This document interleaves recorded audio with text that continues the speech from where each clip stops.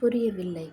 தாயோ தந்தையோ தனது இளமை காலத்தில் தன் மீது காட்டத் தவறிய அன்பிற்காக அதை தனது வாழ்க்கை துணையாக வருபவர் தரவேண்டும் என்று ஏங்கிக் காத்திருப்பவர்களும், தன்னை உயிரினும் மேலாக நேசித்த பெற்று வளர்த்த தாய் தகப்பனை புதிதாக வந்த வாழ்க்கை துணை எனும் உறவுக்காக உதாசீனப்படுத்தும் பிள்ளைகளும் என்ன மனநிலை கொண்டு வாழ்கிறார்கள்? அன்புக்கு அன்பு மட்டும்தானே பதிலாக இருக்க முடியும்? புரியவில்லை.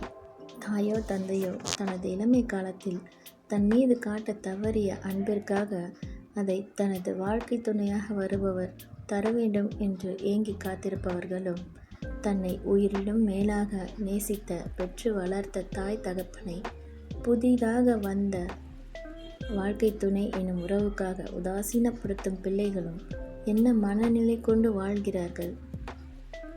அன்புக்கு அன்பு மட்டும்தானே பதிலாக இருக்க முடியும்?